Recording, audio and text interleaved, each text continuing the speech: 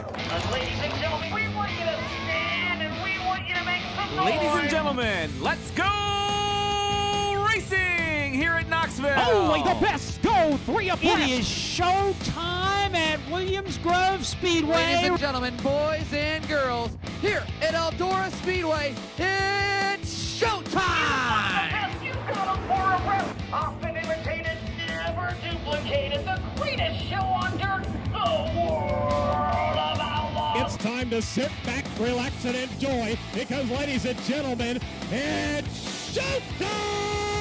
Set to do battle for 30 laps. The green flag is waving.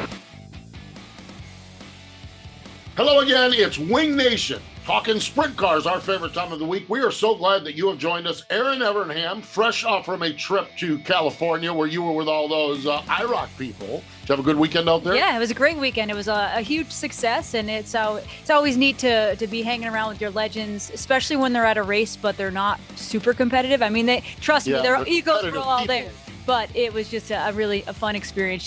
For me, as a kid growing up, a fan, it was fun to just be a part of it. Glad you did that. We'll talk a little bit more about that a little later on. I'm fresh off from a trip to Richmond and a wild Saturday night race. You talk about fun in California. They are getting ready to have a lot of fun in California. It is the 71st Mike Curb Gold Cup Race of Champions presented by NOS Energy Drinks. And who better to talk about it than one of the partners running the joint and the series and the race? Brad Sweet joins us. Hello, Brad. How are you? Yeah, good. Thanks for having me on, and thanks for nailing the Mike Curb Gold Cup presented by NOS. We can't do it without those sponsors, so appreciate you hitting them. I really try to get that stuff in, and I fail more than I get it in, but I really try to get it in, especially on the intro. All right, so we're here. It's Wednesday of race week. You've got campers already moved in. You've had your golf cart parade. You got a golf tournament today. Where are you at? How are you? You're still upright. That's good, but what's your level of excitement as you get closer and closer to cars on track and the big race weekend? Yeah, I'm excited. We have such a good staff here. And I know a lot of people, you always hear it, but it's like, it's truly, you can't do these racetracks without a lot of good people. And so, our family really comes together to, in the planning phase, we, eat dinners, out on the back patio, talking about who's camping where and, just constantly planning for this event. So to come here, it's kind of been, not too hectic or chaotic yet because they do such a good job in planning. And every year we get a little bit better. So with camping and the food and the ordering of all the things that you need to make it all happen, the staffing and everything. So everything's so far has been great. A lot of campers moved in on Sunday. The atmosphere is definitely ramping up. So tonight just more of hoping we can get the track right, put on a great race for the fans, and kind of kick off the week on a strong note. Brad, we talk about you often wearing multiple hats. You're a series promoter every night and a driver. This weekend, you're a track promoter, series promoter, and a driver. Is it still easy to, when you get in the car, to just shut all that off? Or is it get more challenging when you add another hat? Yeah, I mean, it still comes down to the people. I think that's what eases my mind is, High Limit is just a well-oiled machine by now. And honestly, the most passionate and great group of people. So I literally don't worry about the series near as much as I, did maybe at the very beginning, because they certainly can do it with or without me, no problem. And then the racetrack side, same concept. As we've gotten better and better, gone more and more, it's everybody knows their jobs. And I, just have more and more confidence that everybody's going to handle everything. And that allows me to, to be more hands off with that stuff and get in the car and just race. There's just always something in me, that the passion or just the caring of the product. It's so much that I can't help myself at times to make sure that, I'm putting my 2 cents in or at least putting my opinion in to try to make, the racetrack a little better or, the lines a little shorter or whatever I can do. But honestly, I've kind of taken the approach of I need to be focused a little bit more on my race car. We are in a points battle and a lot of changes within the race team. So, there is some focus that definitely needs to be towards the 49 Napa car moving forward. And this event is the one event that obviously is our baby. This is our track, like you said, it's our series. We've really ramped the event up. So it's hard not to care, but like I said, it's just about the people. We have so many great people that it allows me to really just do my job racing. And honestly, I'd love to win a Gold Cup. I don't know how many more Gold Cups I'll be able to race. So To Steve's point, I hope this is, the fourth crown jewel, bringing it back. So I'd love to have that on my resume eventually. Yeah, and you have shared over, my gosh, I don't remember when we started talking about this with you, Brad. It's been years and years about where the Gold Cup Race of Champions falls in there. How are we doing on that becoming the fourth crown? The numbers are there. It looks like the car count is going to be awesome. The festive atmosphere, the prize money, and everything. Are you content on where you've grown this thing as we look at the 2025 edition? Yeah, I mean, I'm proud of it, no doubt. I don't know, if you can say, wholeheartedly that it's a crown jewel just yet.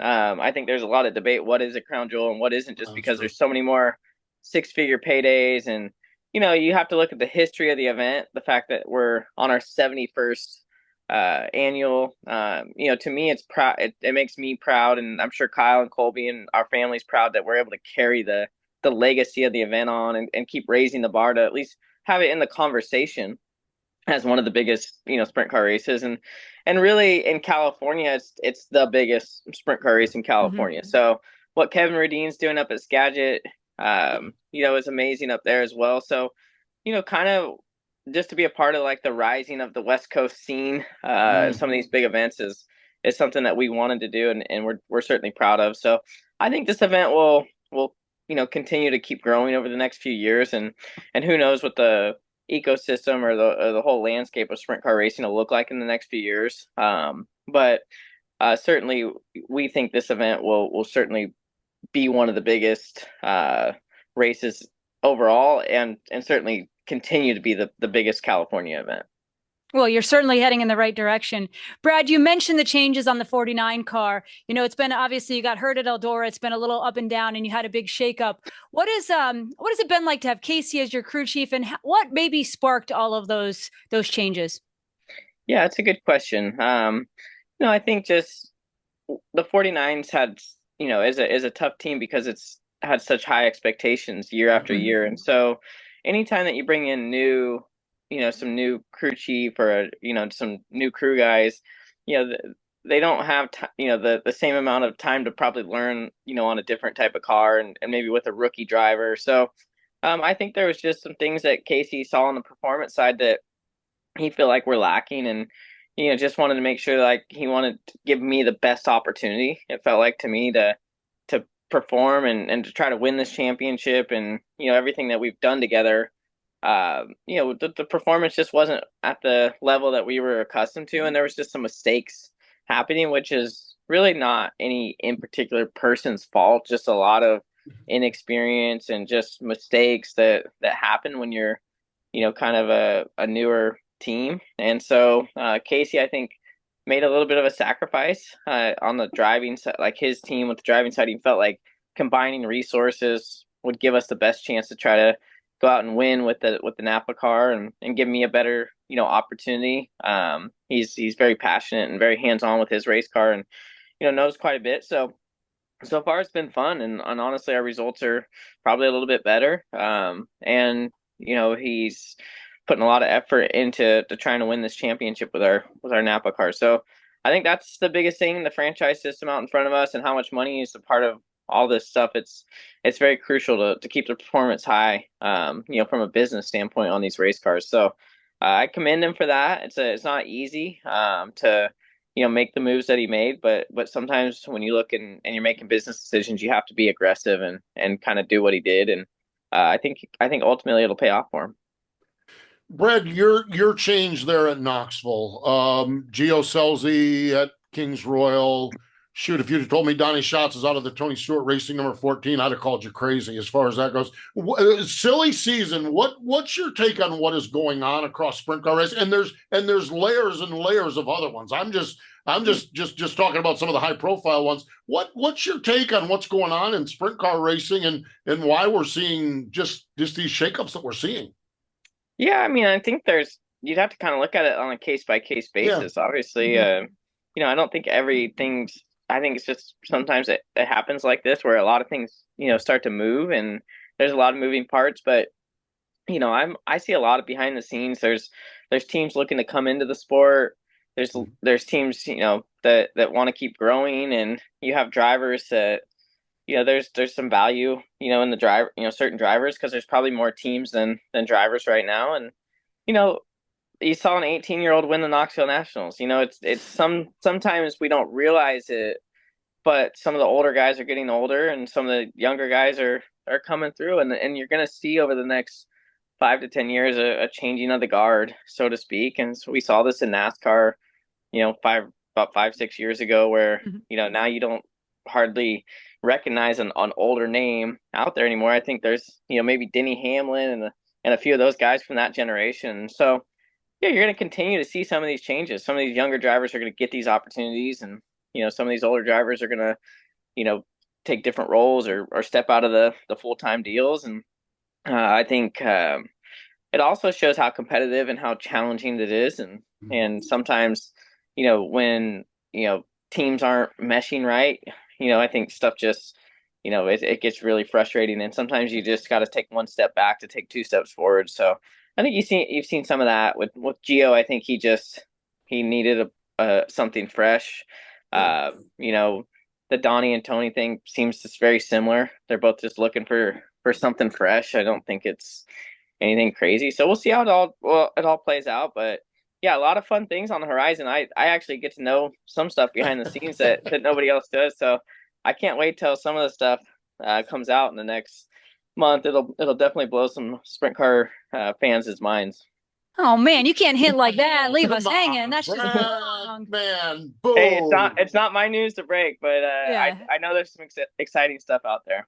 That is exciting. Well, yeah. Well, either way, we're looking forward to that. Brad, you talk about the competition level being a part of it. Do you think that's, the pressure now? There's so much more money on the line. It seems like, I don't know if it's drivers or teams, but they're I don't want to say they're giving up on their opportunity or they're where they're at because they're trying to make sure they get that competition level where they want to be. It just seems like from a distance, it looks so much tougher. There's more money on the line. I don't want to wait till the end of the season to make a change. I want to make it now. Yeah, I think you're probably dead right there. You're leaving a lot of on the table.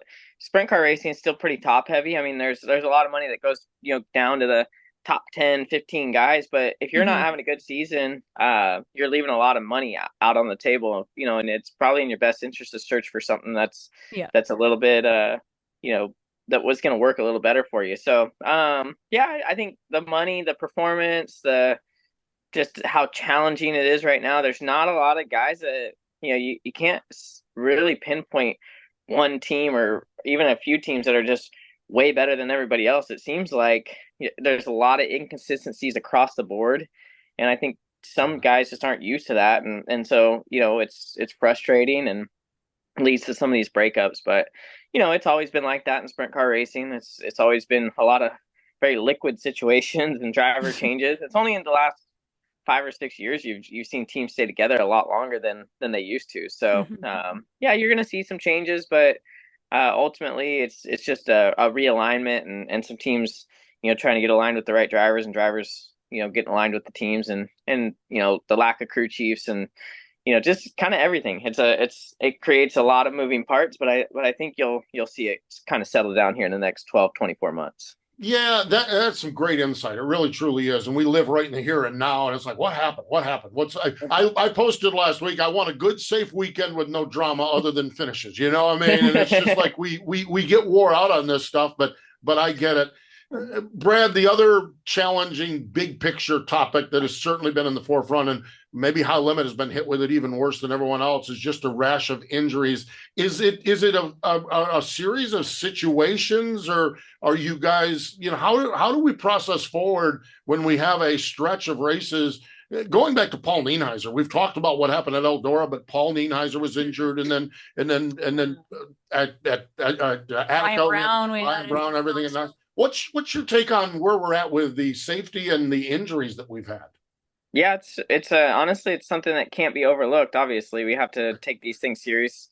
Once again, probably a little bit case by case basis, but it's undeniable that there's some things that have happened. But on a positive note, some of these wrecks have been some of the worst accidents I've seen, and everybody's been able to walk away, so to speak, with some injuries, and whether they're out of the car, broken foot, injured back, my concussion, when the safety council gets together at Knoxville and they're looking at all these different incidents, it's like, oh, this one could have been way worse, but good thing we had these bars in these places. This one could have been way worse, but good thing the chasm system was in, and this injury happened, but there was no chasm, so maybe that's something we need to start pushing more. So there's a lot of scenarios out there, of some drivers and some teams maybe don't have the resources or haven't made the move to implement the safety innovations that are available, whether it's a cost thing, like I say, or a time thing.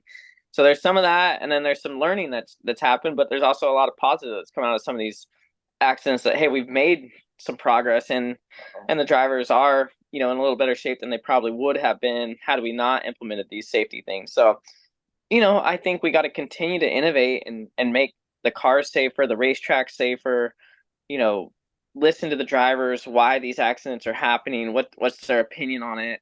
But when you make changes and you're looking at a whole ecosystem, it's not as simple as what people think. And I've learned that being on the series side is you have to really get out in front and think, how can we make the change? But it's going to take 12 months from now to actually see the change take into effect. So, just learning that, listening to everybody. But like I said, there are some positives to it, and there's no one fault for these accidents. It's just a lot of hard racing, a lot of not giving an inch, and some things happening, just because these guys are hungry, they want to win these races, and so just going through some of that, learning as drivers, but also learning as an industry, and making sure that we keep improving on the safety side of it all. Yeah, that's interesting. We've talked to just about every guest since this, rash of injuries has happened about the safety. And just to your point, no two wrecks were the same. No two injuries were the same. And it's interesting in sprint car racing, I've had some non-sprint car people ask me, like, why aren't they making any changes? I'm like, well, first of all, it's not one problem. And second of all, it's not easy to implement them. And explaining that to people that sprint cars, it's not like, you run with all these local tracks, everyone would have to be on board. How difficult, I mean, you kind of hit on it, but how difficult is it to implement even small changes? Well, I mean, I think to your point, it's like seatbelts are, every driver has a seatbelt, but how they tighten them up, how they install them, everybody looks at everything a little bit different. And there is an aspect of, you are, in control of your own car and your own safety to a point. Yes, we as a series or tech directors or things are going to keep an eye on it. But like as a driver and a team, you're trying to, make your car as safe as possible. So, I think it's, when you look at the, like you said, there's 305s, there's 360s, there's 410s, there's local, there's regional, there's these series. It's like, it's really hard to create the trickle down effect to get these lower level teams or entry level teams, the resources to get, so it's our jobs at the top to learn, and push the safety stuff, but we can't just make rules overnight that are going to isolate us and put us on an island. So, the chasm system, for instance, has been out there for a few years now, and a lot of the big teams have put it in their cars, but there's some challenges with it, with some taller drivers and some entry-level teams and things like that don't have it. But it does make the car, in my opinion, a good bit safer, especially to mitigate against back injuries. So things like that, really good inserts, they're expensive. Not every driver has a really good proper insert, just the way they mount their seats and just everything. So, you're constantly trying to just teach people, and there's always new people coming in. And so I always tell our group, if you see something, say something. Don't pretend that you don't see it, or, what's their car, but sometimes there needs to be, there's a time to teach somebody something, and safety is one of those things that we can't ignore for sure. And, it's just it's a different type of challenge than say NASCAR or some of the other, professional leagues out there. And I think if you look at all the top level sprint car teams, most of them have, all the good safe stuff. It's the teams that are just below that and down to the entry level that we got to, keep improving. Tentacles are absolutely amazing into 305s, 360s, regional. Everything is absolutely amazing. High Limit Racing, Brad, the state of your Kubota High Limit Racing series as we roll through this full season. You comfortable? Everything rolling along well with the series? Yeah, besides besides our points battle, Yeah. I've had the 49ers had a little rough deal, and then Aaron Reitzel breaking his foot, and Right. poor Sunshine at Eldora. But other than that, honestly, I can't, be more proud of how it's gone, honestly, and how well the staff, Highland Racing's really bought in to the vision and kind of everything that I put on them and Kyle puts on them, and all of our upper Flo and JP, all our guys, we put a lot of pressure on them, and they just continue to perform and execute and run good efficient shows. And our drivers, they show up hungry every night, and the racing's been great for the most part across the board. So yeah, honestly I can't be more proud. We come out here on the West Coast and we go to Tulare, have a huge crowd, go to Placerville, have a huge crowd. Chico, our ticket sales look great. Just honestly, just you can really feel the momentum and the series growing, and the brand growing, and it's just really exciting to see it, continue to keep going the direction it's going. Brad, you've innovated in so many different ways. The franchise system is one way of innovating. And I had people come up to me and say, what about the poor guy who's 11th? What about what we got the 10 franchises, but what about that? You guys announced a winner's bonus pool, but it's for non-franchise teams and franchise teams as well. And how are you balancing that? We're going to have 10 franchises at the end of this year. How do you balance that? And is that one of the plans with that winner's bonus pool that you have to take care of some teams that maybe are not part of the 10 franchises? Yeah, it's a good question. I mean, one of our mottos is definitely we're not with this franchise system is we're not putting walls up. So any team that's a non-franchise team can continue to run with us, run full-time, run part-time, whatever. And we have pools of money and point funds and such that are for those non-franchise teams and tow monies. The franchises, and there's going to be even an avenue for non-franchise teams to still earn a franchise in the next 2 years. So, that's something that we're handling kind of behind the scenes on a case-by-case basis with some of the teams that have interest. But, for public knowledge, we want to make sure that we put that out there, that there are pools of money and good funds of money that to support teams that don't get franchises or didn't get franchises in this first kind of go around. And there's an opportunity to still earn a franchise if you make the commitment and believe in what we're doing these next couple of years. So, the franchise system's obviously a little different, and when you do something different, it confuses people a little bit. But we're excited, on everything that it's accomplished so far and the direction it's taken the sport for sure. And the team owners are obviously that have kind of made the commitment and believed in our vision. It's really rewarding to give them, to be able to give them the franchise that they earned, and then also the money that goes along with it, because I think that's a huge part is the transparency and the partnership between the series and the team owners. And that's a big thing that we want to build the foundation correctly at the bottom so that we can grow together and so hopefully have success long into the future together. Brad, aside from the franchise system, what are some things when you look, obviously a very successful year, but when you look down the road, what are some other things you'd like to see maybe change or happen, or more goals for the High Limit Series? Yeah, we want to continue to be at the forefront, of the professionalization of dirt track racing. And, there's so many things that entails, from the venues that we go to, improving the venues to, what that experience is like for the fans, whether they go into the stands or the pits. And, you're just continuing. We've always thought we had a great product. It's just how do we package it and where do we put it on the shelf? I think that we've been at the very back of the store in a not the greatest package at times, but it's a really great product. So how do we get that product out to the most fans that we can? And when they do see it, how can we make that product the most exciting, entertaining, thing that they've ever seen, and make it the best bang for their buck. That's what we hear a lot is like, man, that was worth every penny. And we want to continue to keep hearing that and make sure that experience, especially for the kids all the way to the adults, and our old traditional fans is we want to make sure we continue to think about every fan that we have and that we can gain. So, and we just want to make sure that experience is great. So we can't say everything that we have planned for the next few years, but we definitely will keep laying stuff out and trying things and being innovative, and we're excited for what the next few years look like.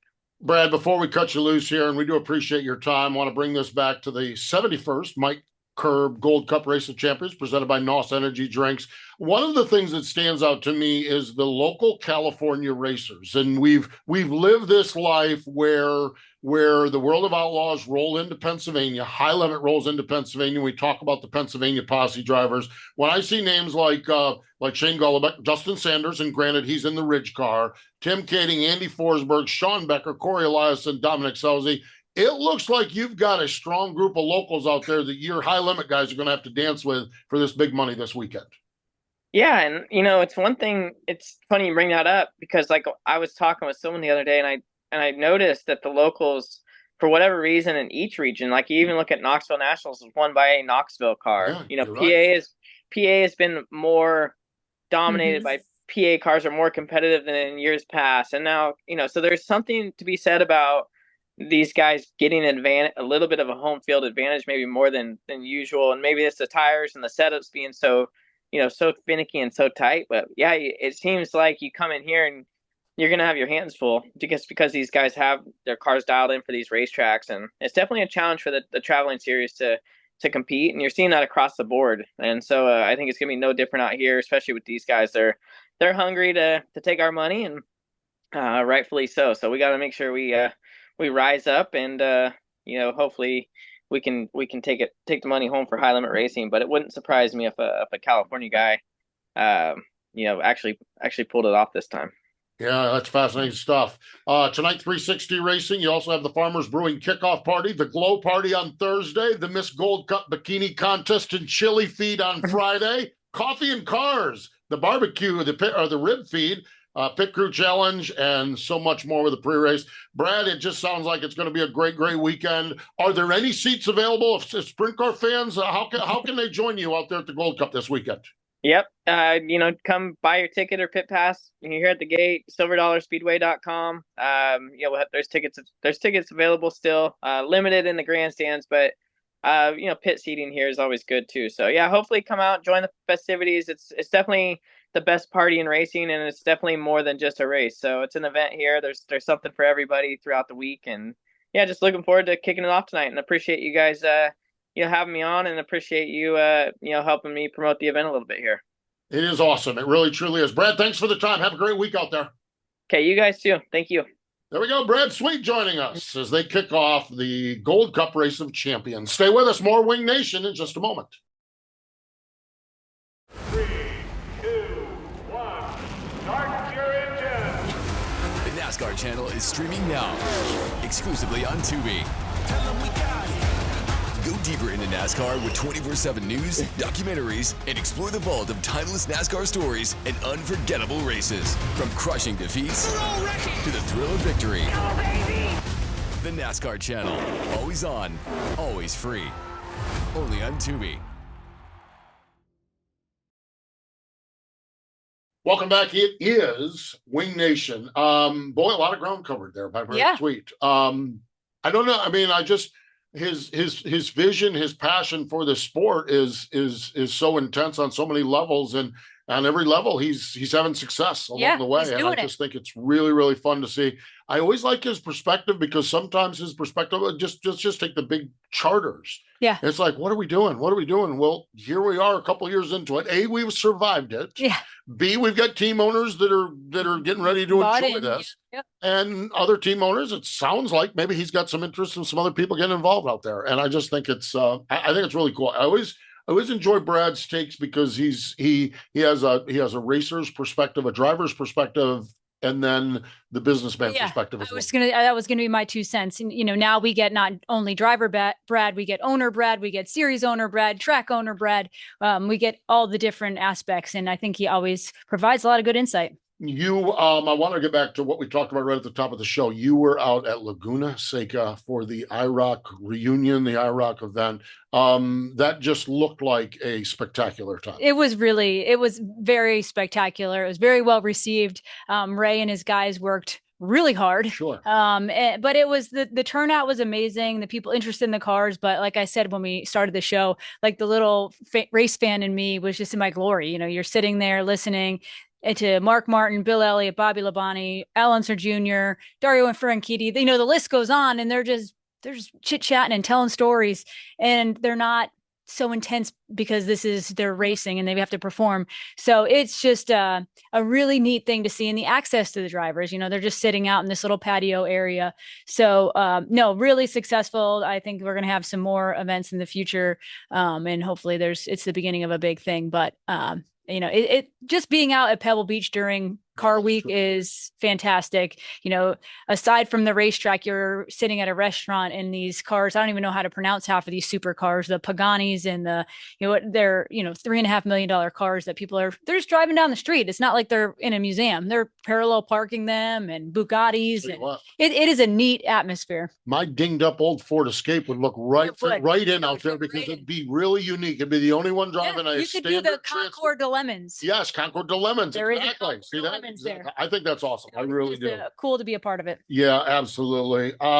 We did the show last week, had a great visit with Ryan Timms. We talked about how nice it was to just talk about sprint car racing. And before Kreger could even get the show posted, the bombshell of Donnie Schatz out of Tony Stewart Racing. And divorce is part of life. We understand that. Mm-hmm. And that's part of personal life. It's part of business life. We get that. But it's been tough to watch where Donnie's at when the big game car got trashed and Lunstra. And I just don't know that I'm comfortable watching Donnie Schatz cobble a season together. Yeah, I agree. It's hard to see. And unfortunately, it didn't end very well. And we've heard from both sides now. And yes, divorce happens, but it's not always fun to watch it. No, it isn't. So we certainly, obviously, wish TSR, Tony Stewart, everyone in Kerry Madsen the best there. But Donnie, as he starts to put things together, it's just not fun to watch. We're not used to seeing it. And you wish everyone well, so it's hard to see when a relationship has been 18 years down the road. And Brad mentioned that. That's the rarity in our sport. That's the rarity in our sport. This news item just absolutely cracks me up and at times pisses me off. Okay. NASCAR has announced their schedule, and the Richmond race is the same night as the Knoxville Nationals. And I'm just going to tell you, some of y'all sprint car fans are crazy. Okay. I mean, Jeremy Ella has a really good Sprint Car Unlimited this morning about it. Like, first and foremost, Knoxville moved the race back a week. Yeah. Okay. And what is NASCAR to do? Take off the Knoxville Nationals? Well, then should they take off the Kings Royal? Well, should they take off the National Open? And they're two separate entities that just landed on the same night. Did they say why they moved it back, or just because it kind of falls? And it's always weird, and that sort of thing. It is. What it is it is. That's just it. There's it's conspiracy theories. Oh my gosh. David Gravel called Jim France, and oh my God. So I'm pretty sure the sprint car world is not dictating NASCAR schedule. I'm pretty sure there's so much that goes into scheduling a NASCAR season. Yes. There's so much that goes into coordinating. Brad talked about it with safety stuff. Imagine coordinating a sprint car season. No. Imagine you're Brad and Mike Hess in that group. Imagine you're Brian Carter in that group, and you're like, oh my God. And then, NASCAR's on Saturday night of the Knoxville Nationals. It just ends, and it just happens. And that's just the way it is. Speaking of Knoxville, National Sprint Car Hall of Fame and Museum, Dick Mahoney, Dick Whalen, Steve Stabb earlier this week, Clyde Adams, Bob Kinzer, Scratch Daniels, Roger McCluskey, and today is the birthday of Guy Forbrook. How about that? Always enjoy our visits with Guy. We sure do. Good stuff. That is for sure. Watch Jeremy Elliott's show this morning. Erin Reitzel a little bit longer on the convalescence, and it sounds like he's doing all right. Here's the thing. I'm like, man, bad news for the West Coast high limits because Justin Sanders is in that car. Well, bad news when Erin Reitzel's in that car too. That car is fast. The car is fast, so I believe it looks like Justin Sanders is going to have it through Skagit now, the West Coast on that Ridge car, and then stay tuned, see what happens with it. So Funny stuff, crazy stuff, and fingers crossed again for Erin as he continues to recover from that. So upcoming races, High Limit Gold Cup Race of Champions. We've talked a lot about that. That's coming up this weekend at Chico, Silver Dollar Speedway. Erin, the World of Outlaws have a couple of good ones as well. They sure do. One of my favorite tracks, River Cities, and then they're off to Red River Valley. Central Pennsylvania. Williams Grove has the Jack Gunn Memorial, 8,000 to win on Friday night. Lincoln has the Kramer Cup, 7,300 to win on Saturday night. And I'm telling you, something that is growing on my bucket list is what ASCS is doing. Yeah. Because I'm going to tune into Dirt Vision this week just to watch the views around the racetrack as much as the ASCS racing. Big Sky Speedway, the Harvey Ostermiller Memorial, Saturday, 12,000 to win. We don't talk as much about ASCS as maybe we should, just with the hours of time we have available here, or minutes of time we have available. But it is big, it is cool, and that Big Sky Speedway is kind of becoming a bucket list race. I want to go to Montana and see some racing. So it's going to be fun this weekend to see how they all do up there. So fun times as we roll along. And I looked at some of the schedules, and I'm seeing like Knoxville season championship night. Yeah. Oh, no, that'll gut your heart right out. It's the beginning of the end. Yes, it is. So get out to the racetrack. Goes fast. Go to your local sprint car track. Go to your local racetrack. It is what it is. So fun stuff for sure. So you like my Rico shirt? I do. I like this when Rico had hair. I hate that Rico's cut his hair off. My brother has one of the Rico mullet hats that I get pictures. Oh, the mullet hats. I love that. Yeah. He actually is a good listener of our show. So maybe one day we'll have to get his the first time his bug up there with his Rico mullet on. I did not realize that he was selling mullet hats. Okay. So I see a guy in a Rico hat, and then 20 minutes later, I forget where I'm at. I see another guy in a mullet. I said, does every Rico fan have a mullet? And then all of a sudden, it's like, okay, wait a minute. They come attached to the hat. I love it. And the Rico, okay, you have got to find the My Kubota, the My Sharona song. Oh, yeah. Rico did a retake, but he did My Kubota. Okay. It is so earwormish and so great with him drumming on a wheel that when I came on the MRN broadcast on Saturday at Richmond, the first thing I heard was our producer who runs the board for the NASCAR races, Kreger, singing My Kubota because he had it stuck in his head, which brought it back to my head. You've got to go find the Rico Abreu My Kubota sing along. It is spectacular. Fun stuff for sure. Speaking of fun stuff, great hanging out with Brad Sweet. So we do appreciate Brad and his time joining us here. She's Erin Evernham. I'm Steve Post. More important than all of that, though, thank you for joining us this time here on Wing Nation.